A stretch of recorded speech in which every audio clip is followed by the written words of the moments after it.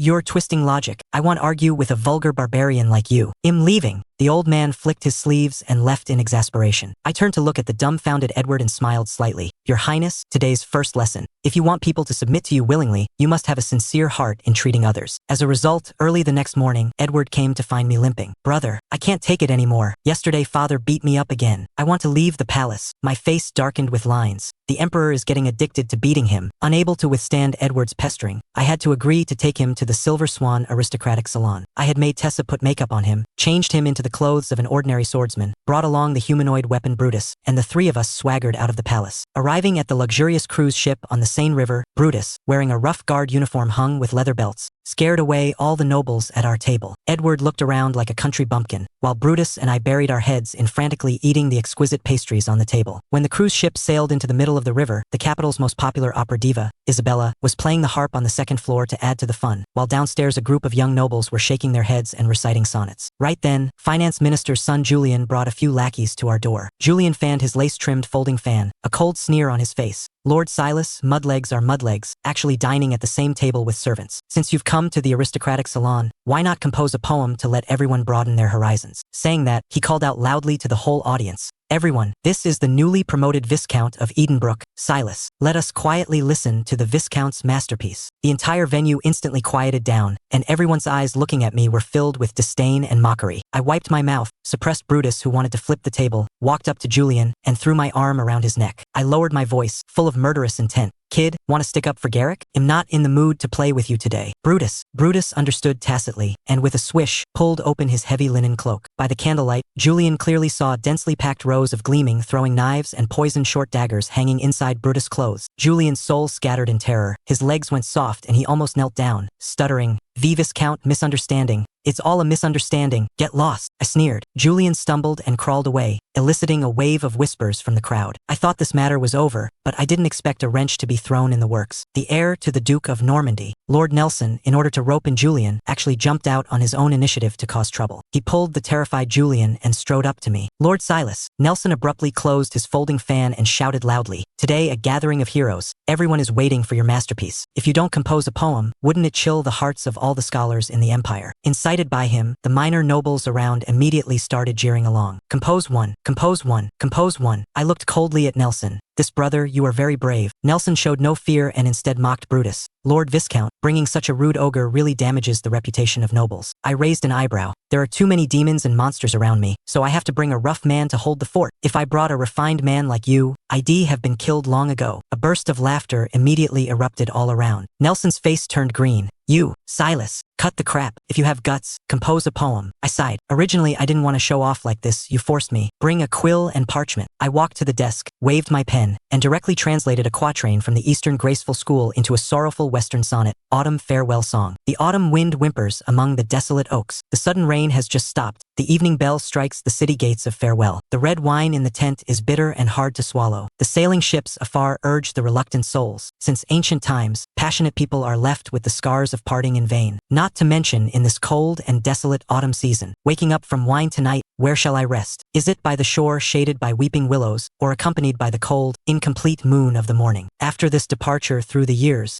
all beautiful times and sceneries become empty setups. Even though I have 1,000 kinds of romantic feelings in my heart, writing up to here, my quill suddenly stopped. Fuck me, what were the last 2 lines again? My brain went completely blank. I wasn't even this nervous reciting from memory during my college entrance exams in my past life. Hundreds of pairs of eyes in the venue stared dead at the tip of my pen, and even Crown Prince Edward swallowed nervously. I held the quill, frozen in place, and the scene became awkward to the extreme. The entire venue was dead silent, everyone holding their breath waiting for me to put pen to paper, and Lord Nelson was even so nervous he was wiping cold sweat. Lord Viscount, why aren't you writing? My face didn't redden and my heart didn't skip a beat. I slapped my large hand on the oak desk. When writing this sonnet, this baron's inspiration flowed like a spring, absolutely enough to win the title of Poet Laureate of the court. But today I only want to be a spectator, so the remaining 2 lines can very well be completed by everyone here. This is called leaving blank practice in rhetoric. I guarantee to recommend the winner to the Royal Academy. The nobles present suddenly realized, repeatedly touching their chests and bowing to praise my high righteousness. Finance Minister's son Julian's face turned green, and he gritted his teeth. Then why doesn't Lord Silas tell the romantic story behind this poem, so that we can ponder and learn? Still going? Refusing the face given, huh? My face sank. What if I won't tell? Nelson sneered. Unless you didn't write it. Without telling the origin, wouldn't everyone be drawing a snake and adding legs? This makes things very difficult for us. An atmosphere of drawn swords and bent bows instantly filled the venue. I suddenly laughed. Difficult? Fuck it, then don't do it. As soon as my voice fell, Brutus behind me instantly erupted, his monstrous arm strength exploding as he directly flipped the heavy mahogany round table, smashing it fiercely down on Julian and Nelson. These 2 goods didn't even have time to react before being solidly crushed under the table board. The moment the table board fell, Brutus and I, in perfect tacit understanding, uniformly jumped onto the table board. Crown Prince Edward paused for a second, his eyes lit up, and he followed suit, jumping up. Come, let's see who jumps higher. Alright, the 3 of us then crazily jumped like in a disco on the table board, dancing a vulgar rustic tap dance. Pig-slaughtering screams erupted from under the table. The nobles and literati in the venue were so scared they shrank into the corners of the cabin, not daring to breathe loudly. Silas, you have the guts of a dog. I am the son of the finance minister. You're finished. Julian crazily clamored from underneath. Upon hearing this, my anger grew even larger, and I bounced even more vigorously. Edward's face was totally red, so excited he couldn't stop. It wasn't until hearing the movement of the cruise ship docking that the people in the hall ran completely clean like they had seen ghosts. Figuring I had vented enough anger, I took the lead in jumping off the table. Brutus lifted the table board. The 2 goods underneath had already been stomped to the point of vomiting blood, their breath weak. I grabbed Julian's pomaded hair and said viciously, "Gave you a chance and you're useless." Julian completely chickened out, begging in terror. I was wrong. Lord Viscount, spare my life. I slammed him onto the carpet, turned to look at the pretending to be fainted Nelson, and gave him a leather boot right to the face. Nelson let out a miserable cry, and this time he really fainted. Venting anger felt good, but how to clean up the aftermath? Western nobles value honor and face the most, so let's give them a big one.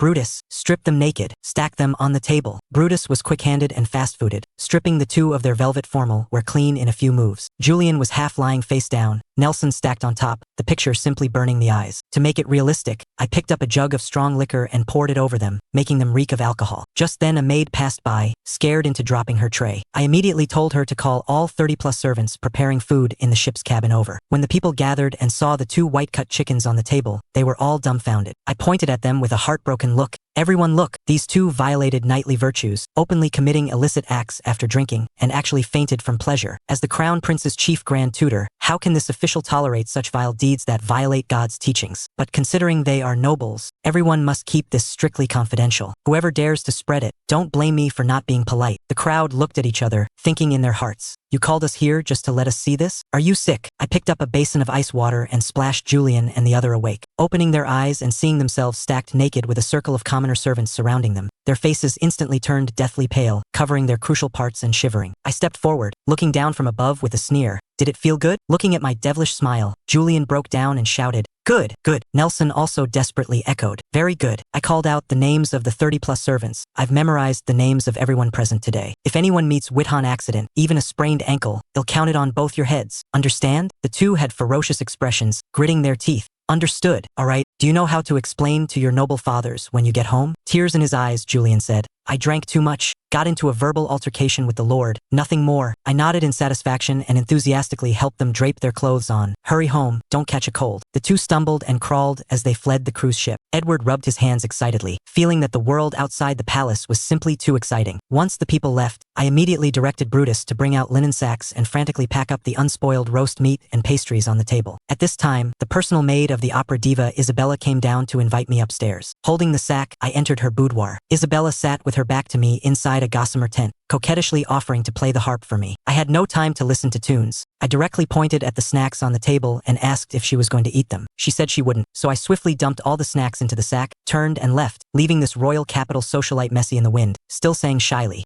Isabella is still of pure body. Please show pity, my lord. Sorry, this young master only loves to pack leftovers. Coming out of the cruise ship, I took Edward for a stroll on the streets. Edward was thrilled and asked me why I didn't hold back. This is called letting the tiger return to the mountain will lead to it biting back. As long as he finds it too embarrassing to admit, even if the whole capital knows about it, it will be treated as if nothing happened. Passing a tramp, Edward excitedly dumped half a sack of leftovers into the man's bowl. The tramp was dumbfounded looking at the mountain of leftovers. I quickly stopped him and gave him a lesson on the sinister nature of society. Ahead was a blind beggar rolling his eyes, with a few copper coins in his torn hat. I walked over and grabbed the copper coins into my sleeve. The blind man instantly jumped up, staring dead at me. I held out 2 hands. Poor beggar, did you drop the copper coins in my left hand, or the silver coins in my right hand? Without a thought, the beggar's eyes lit up. Right hand. Wrong answer, confiscated. The beggar was stunned, stopped pretending, and his eyes turned fierce. Brutus took a step forward, opened his cloak to reveal his miniature armory, and the beggar immediately rolled his eyes back and obediently squatted back down. Edward watched in amazement, went up and delivered 2 kicks, and a few more pennies fell out of the beggar's torn clothes. With quick hands and sharp eyes, I collected them all. Next, we encountered a disabled beggar with no legs. I walked over, picked up his cracked wooden bowl, poured the money into my sleeve, and then forcefully tossed the bowl far away. A miracle occurred. The disabled beggar, who was just kneeling on the ground, suddenly sprouted legs, catapulted toward the broken bowl, and ran faster than a rabbit. Edward's worldview collapsed, his face full of bitterness. So everything you said was true. I was really blind. Silas, how did you tell? I stood with my hands behind my back, my face full of vicissitudes. Back when I was about to starve to death in Edenbrook, I led all the old, weak, sick, and disabled of the territory to beg in other places. From pretending to be blind and disabled, to pregnant women running scams, to staging melodramas to sell misery, I forcefully built up a beggars guild and appointed myself as president. I even established a finance officer, street law enforcement officers, and rolled out a whole system in the begging industry. At that time, a song Tears of the Gypsies went viral across the entire province. This is all stuff I've already played with. Hearing of my glorious past, Edward prostrated himself in admiration. On the other side, Julian and Nelson supported each other and fled back to the finance minister's mansion. As soon as they entered the main gate, Julian's eyes revealed a fierce glint. He pointed at Nelson and roared,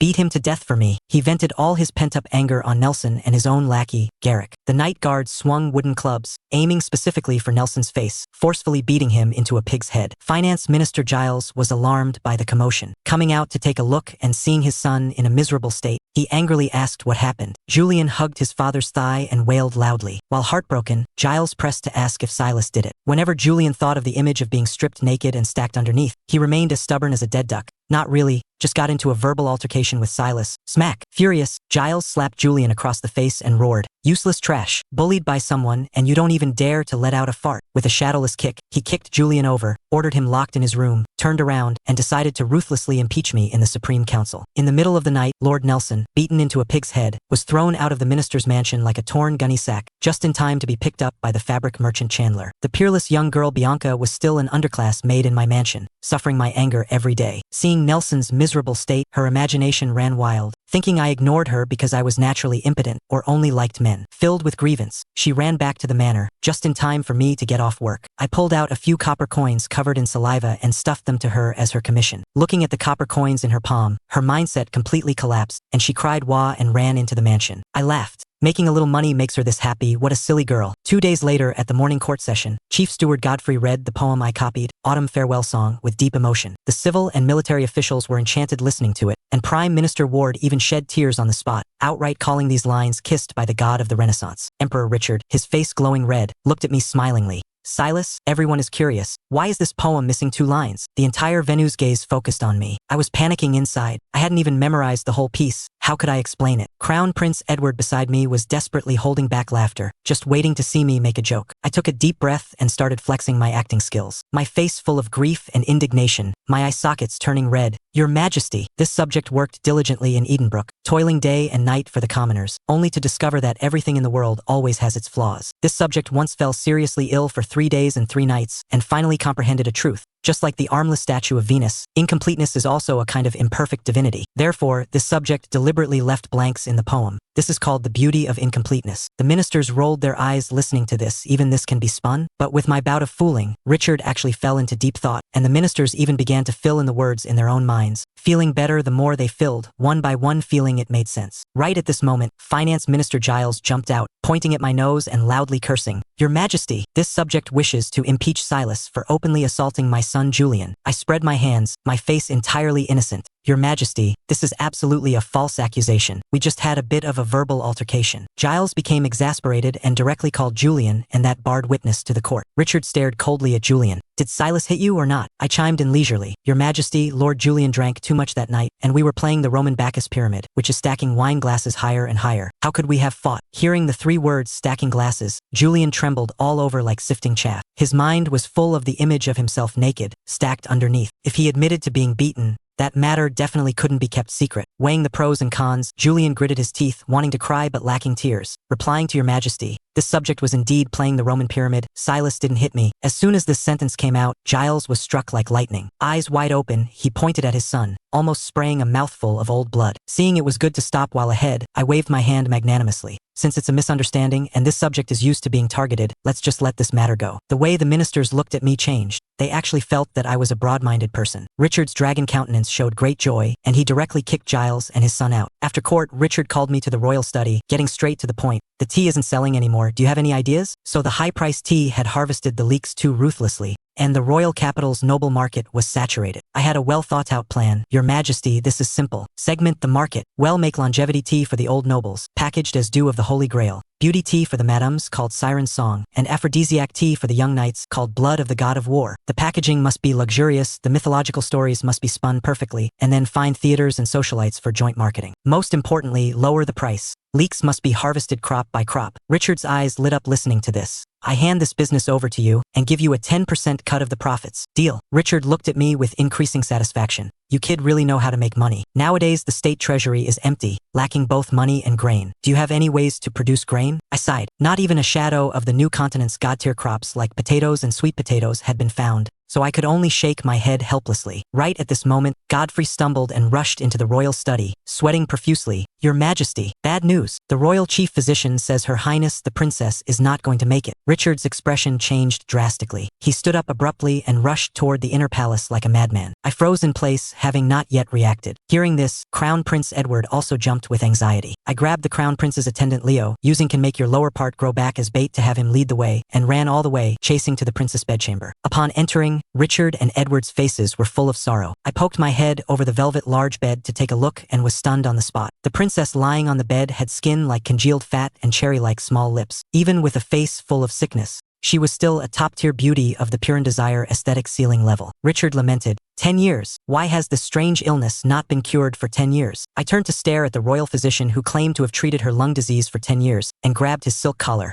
Old man, what illness hasn't been cured after 10 years of treatment? The physician looked disdainful. It is a rare lung consumption disease. Even if I told a country noble like you, you wouldn't understand. Hearing this, my eyes instantly changed. I looked at physician Hugo, who claimed to have treated her lung disease for 10 years, marveling internally that this quack hadn't killed the princess despite changing expensive herbal medicines for 10 years. The way I looked at him completely changed. Changing prescriptions for 10 years and still hasn't killed the patient. This old man is a divine doctor. Being stared at by me like this, Hugo shuddered in fright. I couldn't be bothered with him and pulled Crown Prince Edward out of the hall. Edward leaned against a marble pillar, his eye sockets red. Brother, Victoria is my dearest sister. If she goes to see God, what will I do? Before I could comfort him, he jerked his head up, staring dead at me. Silas, do you want a wife or not? My head was full of question marks. Edward said urgently, the Church's ancient texts speak of divine blessing marriage. He'll marry Victoria to you. Let's try using the holy light of a pure marriage to disperse the diseased demon. If it were any other noble I'd rather die than agree, but you're the one. I was speechless looking at the sky, shoving a dying princess onto me. This is repaying kindness with enmity. I smiled bitterly. Your Highness, if getting married could cure diseases, there would be no dead people in the world long ago. Edward's mindset completely collapsed. He grabbed my shoulders and shook them frantically. Then what do you say we do? I threw him off and shouted loudly, calm down. Why roar so loudly? I have a method, but the hope is slim. There is a divine medicine called penicillin that can cure all diseases. Hearing this, Edward bounced up, light instantly returning to his eyes.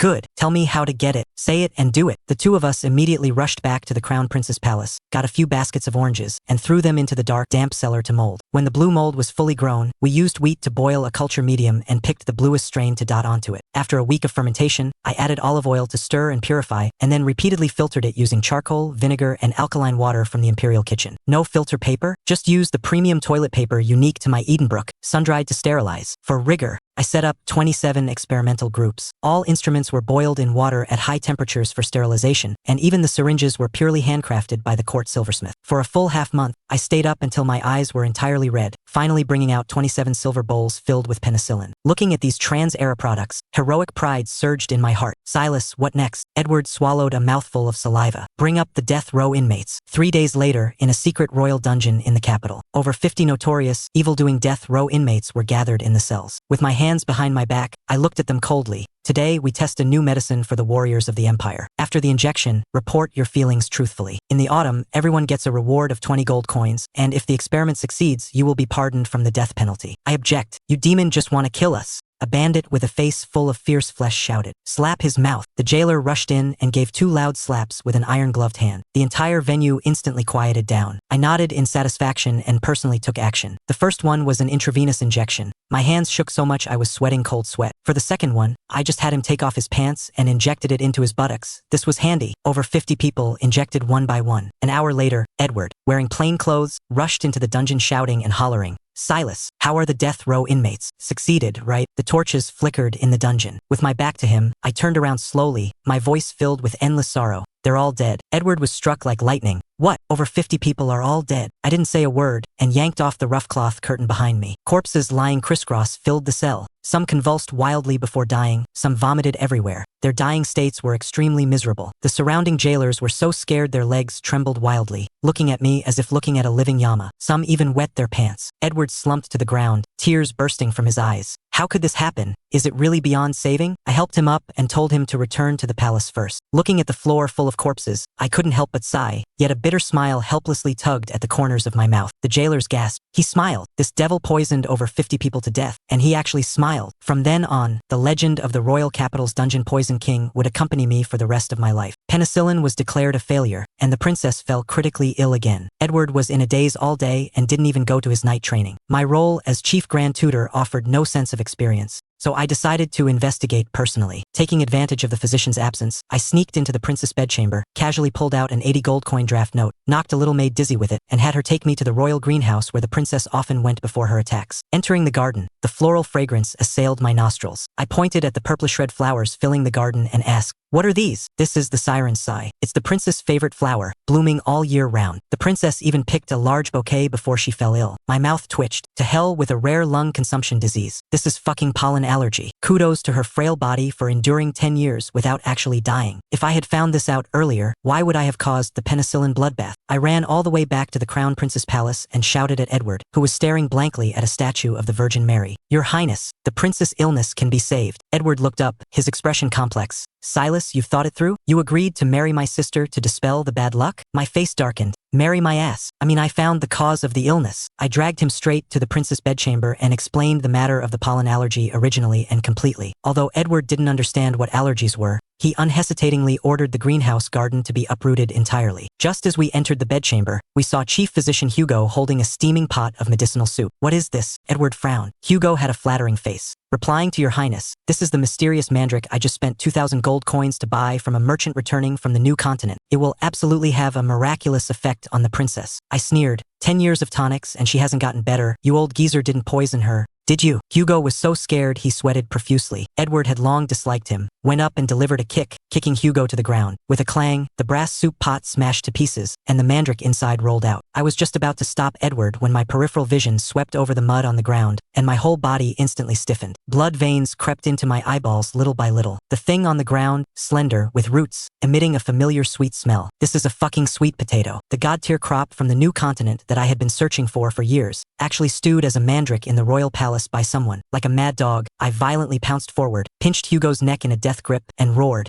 "I'll strangle you, you old geezer. Speak, where did you get this thing? Are there any more?" Hugo rolled his eyes. In the royal pharmacy." Edward tightly hugged me. "Silas, let go. Strangling him will cause trouble." I let go, wild joy surging in my heart. I struck it rich. The empire is going to take off. Without hesitation, I picked up the mud-covered rotten sweet potato on the ground and stuffed it into my mouth. The taste was very bland, but it was absolutely a sweet potato. No mistake. Edward watched dumbfounded and also dug out a piece to taste. "What disease does this thing cure?" he asked. "Cures the disease of poverty. Cures the disease of hunger." I hauled up the pretending to be dead Hugo. "Go to the pharmacy." At the pharmacy, courtesy, Hugo humiliatingly dug out a velvet box. Inside lay quietly 3 sweet potatoes not even as thick as a thumb. I pointed at the box, lowering my voice to say to Edward, "This is called a sweet potato. 1 acre of land can produce over 1,000 pounds. Plant it successfully, and there will be peace under heaven. You personally hold it tight." Edward's eyes almost popped out, and he tightly guarded the box in his arms. I turned to interrogate Simon, the royal purchasing officer who bought this herb. Simon honestly said he met the foreign merchant at the port of Solis. Besides this divine grass, there was also a weird root covered in yellow boils with whiskers, which he didn't buy because he thought it was poisonous since it was rotten. A root covered in yellow bumps? With whiskers? That's fucking corn. You bunch of blind trash. Corn was just mist like this. I forcefully suppressed the urge to vomit blood, threw my arm around Simon's shoulder, and asked sinisterly, "You said you spent 2,000 gold coins on this thing?" Simon shuddered in fright. Really? I sneered, casually pointing at Edward. "See what His Highness the Crown Prince is holding in his arms? Just now a palace maid lied, and His Highness directly twisted her head off to kick as a ball. Tell the truth, exactly how much did it cost?" Simon glanced at the murderous Crown Prince, his teeth chattering. Two silver coins. Not only did he spend 2 silver coins and expense 2,000 gold coins, this kid also confessed to secretly hoarding 2 baskets of sweet potatoes. I was overjoyed. "No matter how much you hid, send it all to the Crown Prince's palace immediately. Where are the gold notes you embezzled?" With a long face, Simon pulled out 2 imperial gold notes with a face value of 1,000. "Lord Viscount, save me. I didn't dare spend a single copper coin of this money." With quick hands and sharp eyes, I stuffed all 2,000 gold coins into my sleeve. "Don't worry, this baron has got you covered." Out the door, I pulled out 1,000 gold coins and handed them to Edward. Edward was stunned. "Silas, what are you doing?" I spoke with righteous awe. "This kid falsified the accounts. This is the recovered stolen money." Edward gritted his teeth. "These parasites. Wait, wasn't it 2,000 gold coins? Where's the remaining 1,000? I hardened my face and patted my sleeve. "I'm saving it for your highness." Having secured the sweet potatoes, I immediately ran to the royal study to find Richard. "Your Majesty, this subject has found the cause of the princess' illness. It is a pollen allergy. As long as she stays away from those flowers, there is a 90% certainty of full recovery. Chief Steward Godfrey can guarantee this with his head." Beside him, the fat on Godfrey's face twitched madly, wishing he could stab me to death with his eyes. Richard was overjoyed. "Good. Silas has rendered a great merit. I shall reward you heavily." I took the opportunity to make a request. This subject wishes to ask for a long leave to return to Edenbrook. Firstly, with the princess critically ill, the crown prince has no mind for studying. Secondly, this subject needs to personally go back to supervise the high-end tea business. Richard thought for a moment, considered the incoming gold coins, and readily granted the leave. When I told the crown prince, Edward anxiously wanted to follow. I stopped him. "You can't go. The matter of me poisoning 50 death row inmates is about to explode. The Privy Council will definitely impeach me. You must stay in the court to tank the thunder for me. If you want me to die, then come with me." Looking extremely aggrieved, Edward could only watch helplessly as I packed my bags, brought those 2 baskets of sweet potatoes and the penicillin research notes, and stepped onto the carriage returning to Edenbrook. After half a day of bumping, the carriage finally entered Edenbrook territory. Maid Tessa vomited a mess in the carriage. I popped out of the carriage and took a deep breath. "Edenbrook, your lord has returned." Just as I was rejoicing, a serf by the roadside saw me and, as if seeing a ghost, screamed and ran madly toward the city. Subsequently, everyone I met along the way ran towards the city like mad dogs. My face turned black. Did the unruly subjects rebel? When the carriage reached the city gate, I realized it was a misunderstanding. The city gate was densely packed with people. Acting Consul Austin took the lead, flanked by a row of commoner children holding wildflowers. Behind them was a huge linen banner, "Warmly welcome the return of Lord Viscount Silas to the territory." As soon as I showed my head, the children shouted in unison at the top of their lungs, "Welcome, welcome, a warm welcome." Isn't this the exact trick I used back then to fool the Royal Inspector Oswald? I roared loudly, "Enough, that's fucking enough. I'm not a freshly carried out funeral procession." This shout scared a few children into crying, and the procession fell into chaos. The commoners, however, went crazy with joy. "It really is the Lord. This cursing flavor is totally authentic. My lord, please call me an idiot again." My head was covered in black lines. This bunch of masochists. Returning to the Lord's Hall, Austin reported the work of the past half-month to me. The literacy campaign progressed smoothly.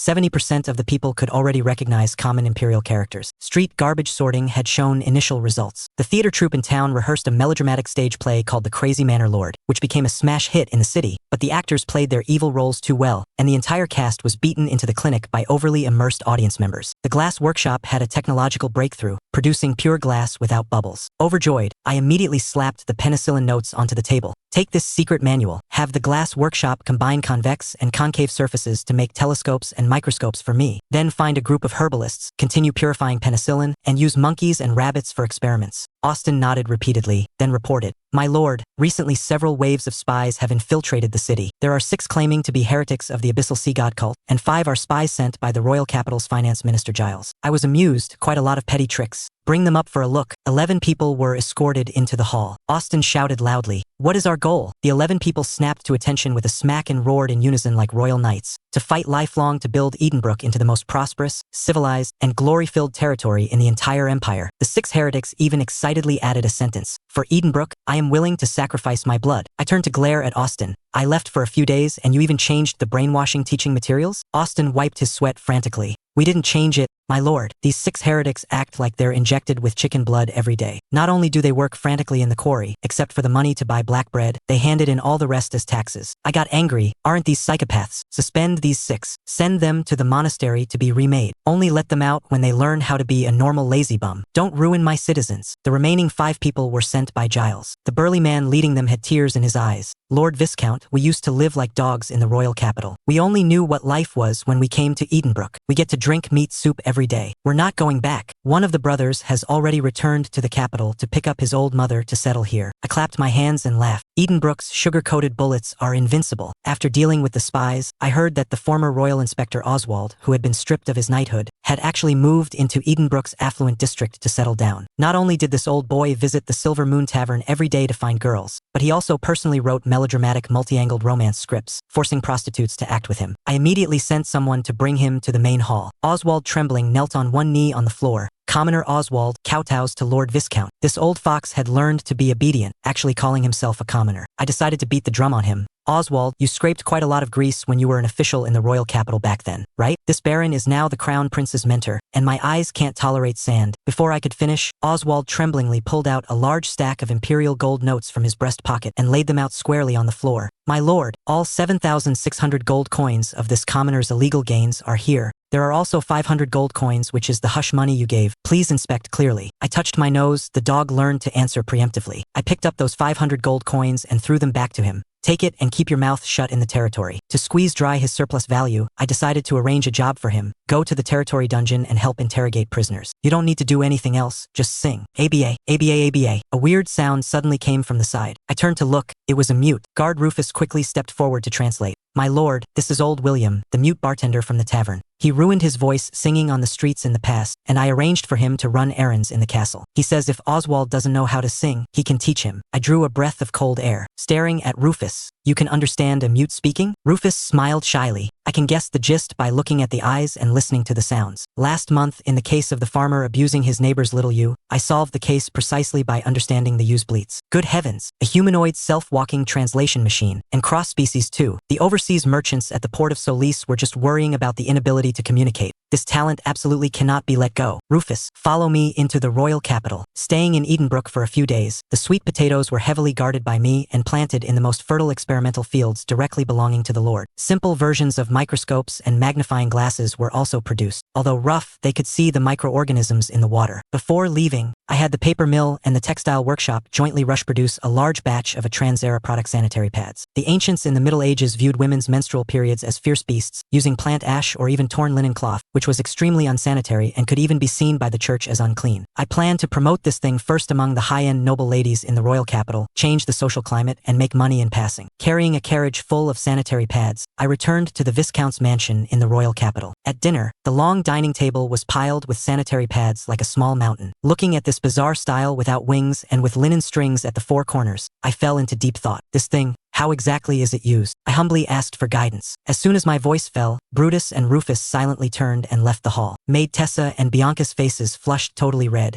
covering their faces and not daring to look at me. "My lord, what are you doing with this thing? It's deadly shameful." Tessa stamped her feet in anxiety. I slapped the table angrily, hiding one's sickness for fear of treatment. "This is a major matter concerning women's health. Tessa, you tell me, what are these 4 strings for?" Tessa said with a muffled voice. Tied around the waist." I suddenly realized the ancients didn't have underpants. This is yet another good business selling silk sexy lingerie. Seeing them still twisting and turning, my temper flared up. From today on, all women in the entire mansion, each person receives 3 pads for free every day. Must use. After using, you must report your thoughts to me, whether there was any side leakage. Tessa, you are responsible for distributing them. Tessa wished she could die of shame. Bianca looked at me in horror through her fingers, her eyes seemingly saying, "This lord is absolutely a pervert." Edward rushed into the Viscount's mansion burning with urgency, his face full of excitement as he waved a parchment letter. "Silas, the royal capital is shaken. The matter of you using poison to kill 50 death row inmates has blown up." I yawned and stretched unhurriedly. Blow up then, what's the big deal? Come, follow me into the palace, he'll show you some good treasures. Arriving at the crown prince's palace, just as I sat down, that castrated personal attendant Leo stared dead at me with shining eyes. Stared at by him until my hair stood on end. I changed my mind, this guy is probably still thinking about me helping him make his lower part grow back. Holding back laughter, I pulled out a magnifying glass with a brass handle from my bag and handed it to him. This is the alchemical divine artifact mirror of restored glory. Wherever is short, shine it there, guaranteed to become bigger. Leo was overjoyed, snatched the magnifying glass, and ran to a corner drooling. Edward leaned over puzzled.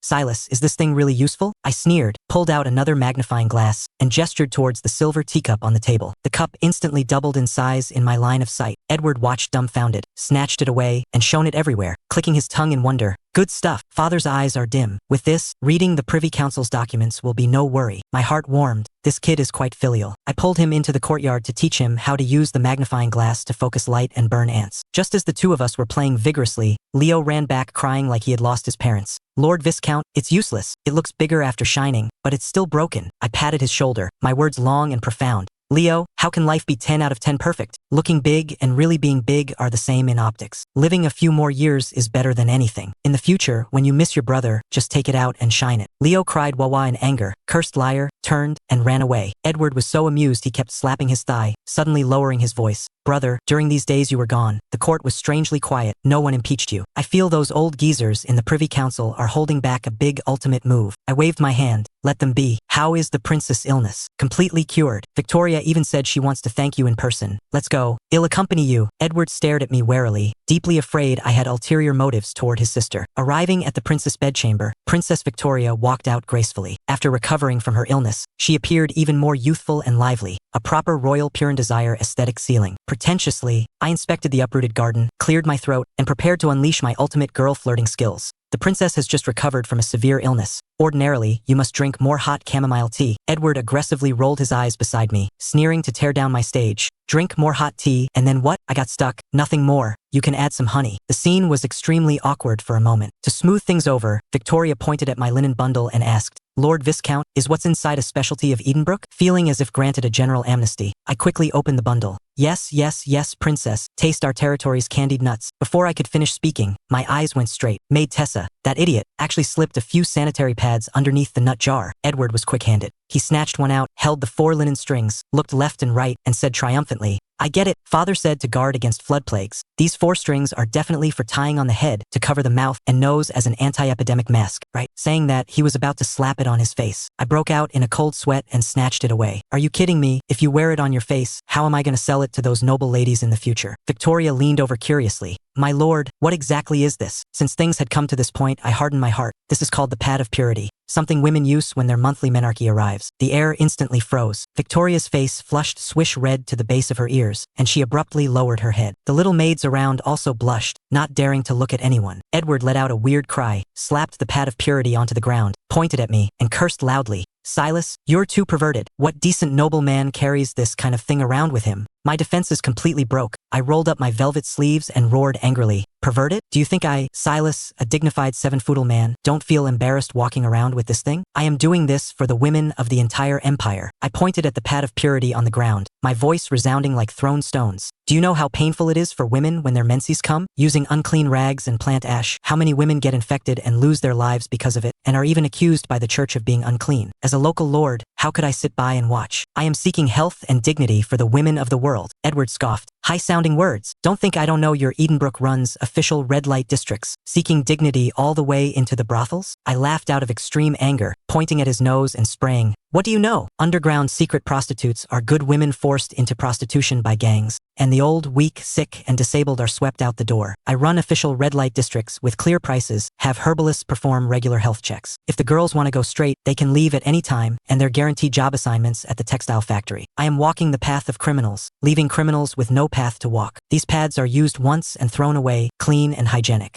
Silas, risk not wanting my face to promote this throughout the entire empire. Am I wrong? My speech was impassioned and generous, shining with the light of enlightenment thought. The maids around were all mesmerized. Victoria raised her head, her eyes full of admiring little stars. Lord Viscount is highly righteous. I misjudged you. I am willing to help you promote it first among the female officials and in the court. I immediately climbed up the pole, Thank you, princess. The paper mill manufacturing this thing specifically recruits female workers, allowing women to be independent and earn gold coins, no longer having to be appendages to men. These world-shocking feminist remarks directly knocked Victoria dizzy. She was moved to a total mess, turned her head, and had a maid bring out a jewelry box. Inside was full of draft notes from her saved-up private stash. My lord, take this money to build factories. Absolutely do not decline. Unceremoniously, I stuffed the drafts into my sleeve. The princess is of supreme purity and supreme goodness. In the future, I will cover all your paths of purity. By the way, let me mention it's 10 copper coins apiece for noble ladies and 3 copper coins apiece for ordinary maids. Don't remember it wrong. Edward watched from the side, his eyes almost popping out. This brother's scamming techniques are absolute. He grabbed my sleeve. Silas, count me in. I looked at him sideways. Wasn't His Highness just despising it as perverted? Edward's face didn't redden and his heart didn't skip a beat, speaking with righteous awe. I've thought it through. I am the crown prince, I should naturally take the lead. Not only will palace maids use this thing, attendants with hemorrhoids must also use it. The female family members of the civil and military officials of the Privy Council must buy it. Not buying it is immoral. It'll give them a discount, 15 copper coins apiece. Watching him waving his hands and dancing calculating the accounts, I secretly gave a thumbs up. This kid has amounted to something. Morning court the next day. With a single tube telescope tucked behind my waist, I strolled into the ranks. Just as the routine finished, Finance Minister Giles jumped out, shouting sternly, "Your Majesty, this subject wishes to impeach Silas on 3 major crimes. Firstly, privately expanding the castle's high walls, overstepping the lordly regulations. Secondly, forcibly abducting serfs from surrounding territories into Edenbrook. Thirdly, not paying the tithe for 7 years. I beseech your Majesty to punish him severely." I was calm and composed. Just this? Just these stale, rotten sesame seed matters? Richard looked at me. Silas, what do you say? This subject has nothing to say. Giles became anxious and quickly shouted, "Your Majesty, the witness is outside the hall." A chubby figure was brought into the grand hall. As soon as Thomas, the consul of Oaktown, saw me, his eyes turned red. "Your Majesty, this subject was originally the mayor of Oaktown. Silas lied about borrowing people, exchanging our town's old, weak, sick, and disabled for the young people in his territory. As a result, those young people arrived in our town, walking around every day holding white flour oat bread and roast meat, sleeping when full, eating when awake. The ministers felt their scalps go numb listening. This is feeding the pigs full and sending them back to someone else's pig pen to show off. Too wicked." Wiping his tears, Thomas cried heartrendingly.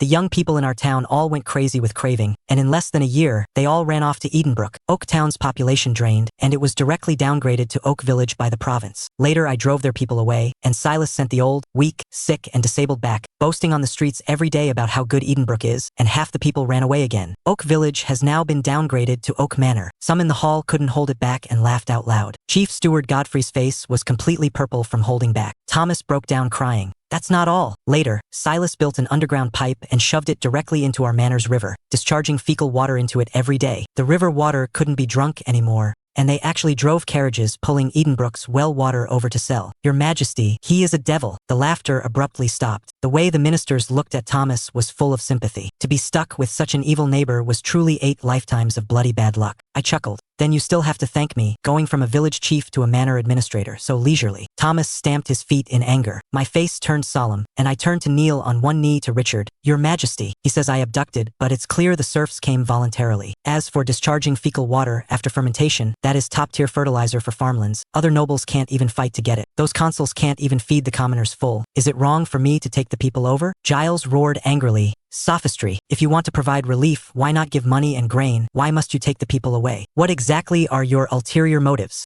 I abruptly pointed at Thomas, filled with righteous indignation. "Everyone, please look. This person has big ears and a fat head, a brain full of intestines and fat. Yet the commoners under his rule are thin as bones. Can I feel at ease handing money and grain to a parasite like him? Lock him in the dungeon and starve him for a month. If he's still this fat, he'll plead guilty." Thomas despaired. "I was born fat. Is it a crime to be fat?" I ignored him, looked up at the ceiling at 45 degrees, my voice passionate and grief-stricken. "This subject has a heart of pure loyalty. I never imagined I would still be impeached. This subject reads classical literature for no other reason than for the gods to defend the truth, to fight for bread for the commoners, to continue the glory for the empire, and to initiate eternal peace for all generations. This subject also has a great dream, and that is common prosperity for the entire empire." As soon as my voice fell, Richard slammed the table and stood up, so excited his face turned completely red. "Good, well said. Silas is truly the bulwark of the empire." The ministers felt as uncomfortable as if they had eaten flies. "This shameless dog thing. pretending to be some radiant knight. Seeing the situation, Giles bit down on the last charge. Your Majesty, how to explain the tax evasion and tax fraud? I frankly touched my chest. Replying to Your Majesty, Edenbrook's gold coins were all smashed into basic education and road building. To make the commoners literate, the territory's treasury is so poor it clinks. For the omitted taxes, this subject accepts the penalty. Richard breathed a sigh of relief and pushed the boat along the current. Considering Silas' outstanding political achievements, fine him 1 year's salary. Let this matter be dropped. Giles stepped back. Grand Scholar Reginald immediately jumped out, his face full of killing intent.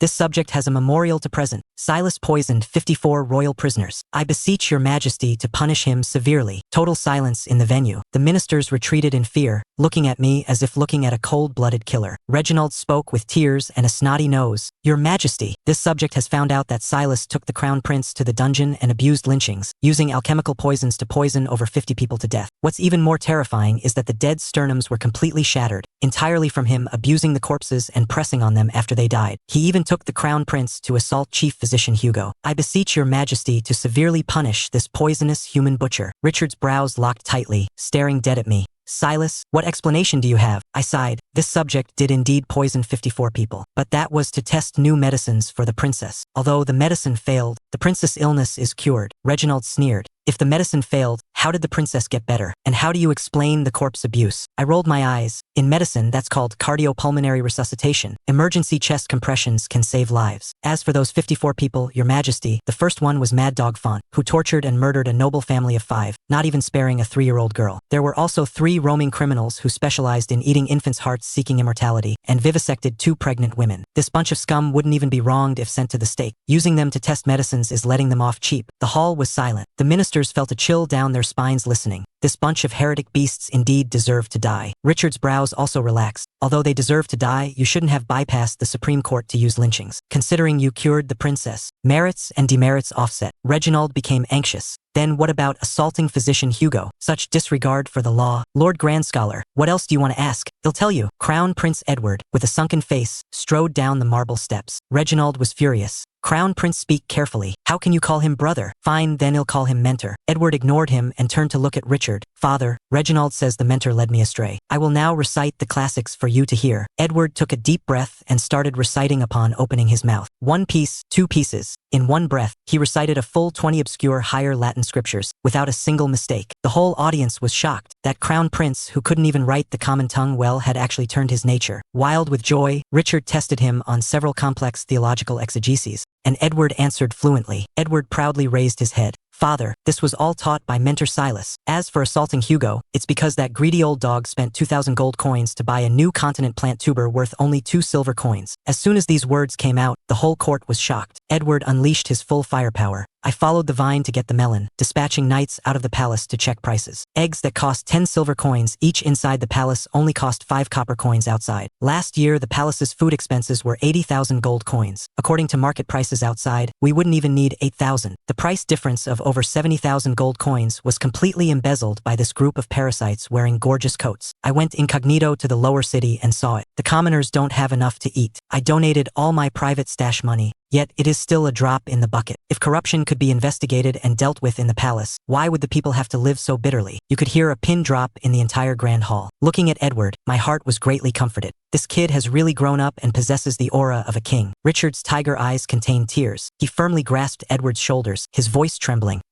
You did all this by yourself? Yes. While the mentor returned to his territory to visit relatives, I personally investigated it. Richard violently turned around, secretly wiped away his tears, turned back, and laughed loudly. Good. Lords, look, this is the son of me, Richard, the future lion of the empire. The ministers knelt on one knee, hailing the crown prince as sagacious. Prime Minister Ward shed old tears, repeatedly sighing that he had misjudged me, and that Silas truly possessed great loyalty that resembled treachery. Richard waved his grand hand. Godfrey, thoroughly investigate internal corruption for me. Silas has merit in teaching the crown prince. Reward him with the royal purple gold cloak. Dismiss Reginald. The Royal Academy is solely managed by Silas. The crown prince is permitted to freely leave the palace to inspect the civilian populace. Reginald collapsed limply on the ground, his face ashen. Seeing the timing was ripe, I pulled out the single-tube telescope from my lower back and held it high with both hands. Your Majesty, this subject has a divine artifact to offer. This is the Eye of the Empire, forged at a cost of 10,000 taels of silver. With one glance, one can clearly see enemy banners miles away. I wish my Valoria Empire martial prosperity. Richard, pleasantly surprised, accepted the telescope, walked out of the hall to try it, and immediately thought of it as a heavenly object, a divine object. If used on the battlefield to observe formations, one can surely anticipate the enemy's moves. Silas, I want to reward you. My face was full of modesty. It is all the Edenbrook craftsman's loyalty to your Majesty. This subject does not dare ask for a reward. Richard laughed heartily. Bestow 100 pounds of gold upon Edenbrook, mass-produce them from now on, and supply the royal knights first. I struck it rich. I forcefully suppressed the corners of my mouth to thank him for his grace. As soon as court was dismissed, Edward pulled me back to the palace, unable to wait. Brother, you're too disloyal, not showing me such a good thing first. I snatched back the telescope. What's the rush? Let me ask you, while I was gone, where did you spend all your money? Edward triumphantly pulled out a small booklet covered in red handprints. I inquired about the suffering of the commoners in the lower city. Seeing they didn't have enough to eat, I distributed all the money to them. This is the parchment scroll of gratitude with the handprints of the commoners. Everyone is grateful to me. Silas, I am now a superhero in the royal capital. Looking at this prodigal son, I was speechless for a while. Just throwing money around directly, it would be weird if he wasn't treated as a sucker. Edward suddenly leaned over, rubbing his hands and asking, Brother, when can our pad of purity make money? I have no money to do good deeds. I want to make fast money. Can one get addicted to handing out money? But mentioning making money, I got energetic. Now that Reginald had rolled away, and the crown prince could casually leave the palace, the entire noble circle of the royal capital was my ATM. I stared at him with shining eyes. Recently, are there any festivals coming up? Hearing there was money to be made, Edward's eyes instantly lit up like light bulbs, and he couldn't wait to lean in front of me. Silas, the Midsummer Valentine's Day is coming right up. How are we going to pull off a big one?